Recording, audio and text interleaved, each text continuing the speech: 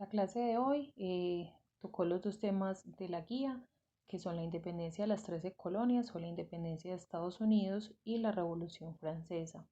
Entonces, frente a la independencia de Estados Unidos, hablamos de que a mediados del siglo XVIII, Gran Bretaña poseía en la costa atlántica del norte de América 13 colonias. Esas 13 colonias pertenecían pues a Inglaterra, habían alcanzado cierta riqueza, eran prósperas. Las 8 del norte se dedicaron a la industria y el comercio y eran lideradas por una rica burguesía, o sea, los burgueses eran personas ricas. Y las 5 del sur se dedicaban a la agricultura, plantaban algodón, tabaco, arroz, y esos cultivos los trabajaban los esclavos negros. ¿Y quién la lideraba? Los grandes terratenientes, o sea, las personas que eran dueñas de muchas extensiones de tierra. ¿Qué pasó para que se diera esa revolución?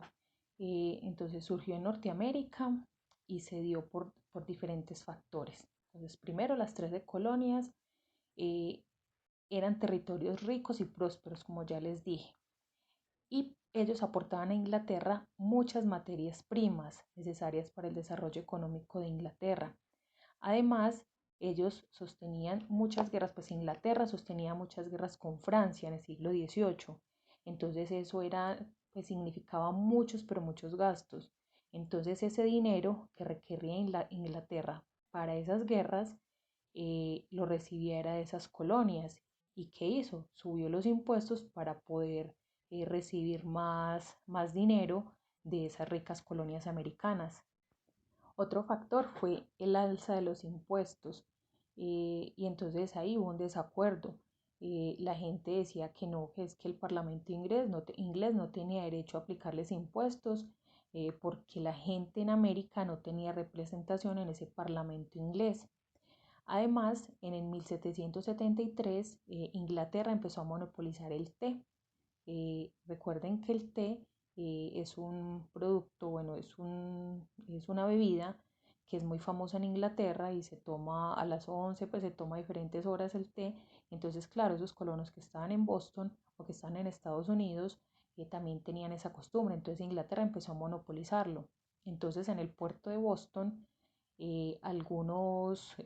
algunas personas se disfrazaron de pieles roja y asaltaron 3 barcos británicos que estaban llenos de cargamento de té y los tiraron por la borda.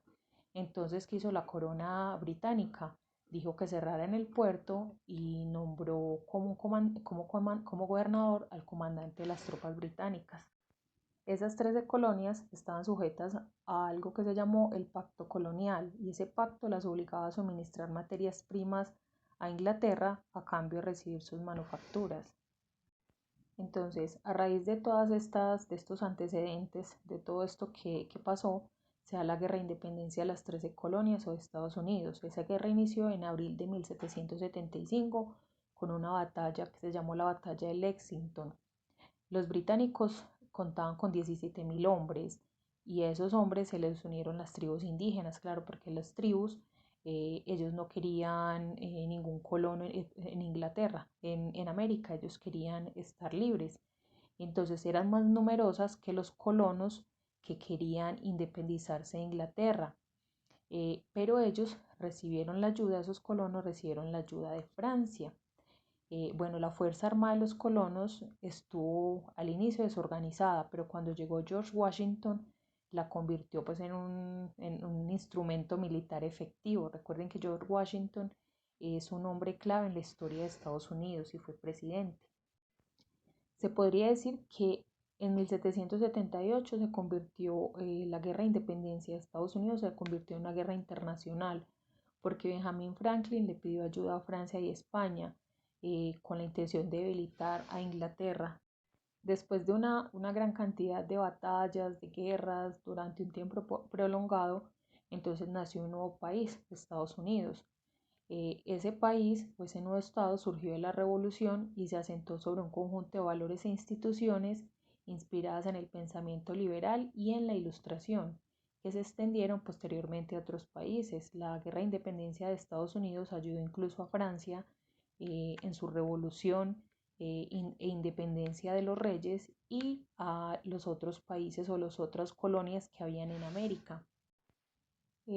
En ese proceso de independencia, cuando lograron la independencia, entonces se logró gestar ciertos ideales o ciertos derechos para las personas. Entonces, ese derecho a la vida, a la libertad, a la igualdad, a la propiedad, a derrocar un gobierno injusto, o sea, a tener una soberanía, a la defensa legal y a la libertad de expresión, a la asociación de prensa y religión. Y estos podríamos decir que son derechos que ellos plasmaron temporalmente en esa declaración de independencia, pero que pueden ser o fueron la base también para la Declaración Universal de los Derechos Humanos.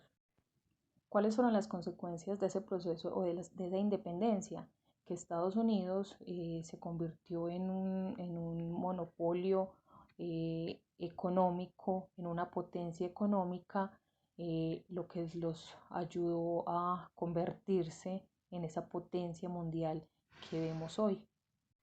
Bueno, como ya dije, entonces también propició la Revolución Francesa, que Francia también acudiera a un proceso revolucionario para poder conseguir su independencia de las monarquías, o sea, de los reyes. Otras cosas que se lograron con el proceso de independencia fue, entonces, como dije, igualdad ante la ley y la soberanía nacional. Se eliminaron los títulos nobiliarios, o sea, que los nobles tuvieran tierras, que fueran dueños de casi todo, pero se mantuvo la esclavitud. Se estableció la división de los poderes del Estado, los poderes ejecutivos, legislativo y judicial. Se separó las atribuciones de la Iglesia y del Estado, Iglesia y Estado separados. La Iglesia no tiene nada que ver con el Estado ni tiene por qué opinar en los asuntos políticos. Y se creó una constitución de carácter federal. Entonces la Revolución Francesa, recuerden que fue también una de las consecuencias de la independencia de Estados Unidos. Esa revolución ocurrió en el Reino de Francia en el año de 1798. ¿Y qué hizo? Pues sacudir las bases de la monarquía absoluta, o sea, reyes absolutos, los que mandaban, los que decían cómo se hacían las cosas, los que tenían la primera y única palabra. Y eso condujo a la instauración de un gobierno republicano y liberal en lugar de los reyes. Si se acuerdan en sexto, entonces lo que vimos en sexto, la Revolución Francesa, es considerada como el evento eh, casi universal que marcó el inicio de la época contemporánea en Europa y en Occidente. Gracias a la Revolución Francesa, las ideas de la Ilustración se esparcieron por todo el mundo y esas ideas fueron resumidas en su lema revolucionario que era libertad, igualdad y fraternidad. ¿Y cómo inició la Revolución Francesa? Pues cuando el pueblo que estaba pobre, que estaba sometido, que todavía estaba bajo un poder feudal, o sea, todavía vivían en el feudalismo, el señor feudal los mandaba, ellos eran campesinos que trabajaban para ellos y vivían pobres y aguantaban hambre, ellos empezaron a desobedecer la autoridad de los reyes y empezaron a decir, no, esto hay que cambiarlos. En Estados Unidos se pudieron independizar, nosotros también.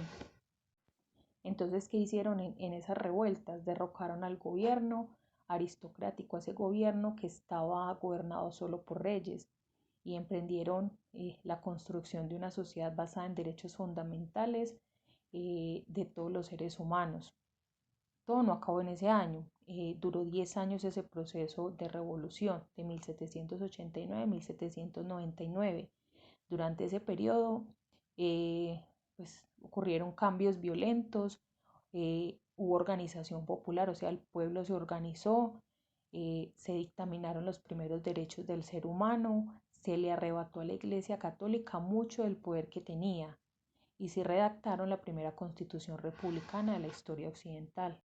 Un personaje destacado durante la Revolución Francesa fue Napoleón Bonaparte. Napoleón tomó el poder y él era pues un general eh, y él dio un golpe de estado porque él quería devolver pues que volvieran los reyes o él como máximo mandatario mandar y tomar todas las decisiones y él entonces se proclamó el dueño de su propio imperio y se lanzó a la conquista de Europa, expandió las ideas de la Revolución Francesa por toda Europa, pero siendo él quien mandaba. Entonces ahí hay una contradicción porque entonces ellos se independizaron de los reyes, pero tenía como mandatario una persona eh, que, que mandaba y dominaba todo.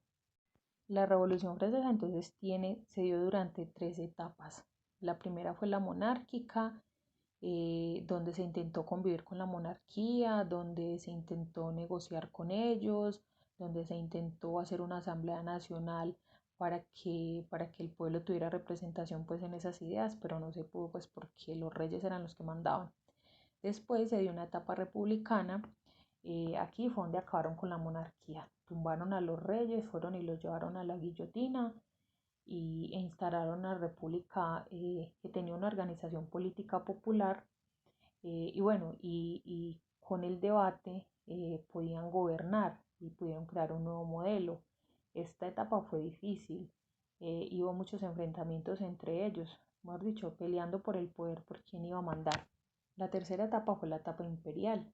Entonces ahí fue donde acabó la revolución y ahí fue donde Napoleón Bonaparte se toma el poder y como les dije ahorita, se hizo proclamar emperador y volvió a Francia a ese sistema monárquico donde había un rey, pero un rey pues como más moderno.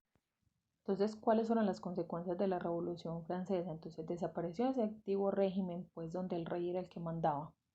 Se dio una monarquía constitucional, o sea, como Napoleón Bonaparte, pero con una constitución política.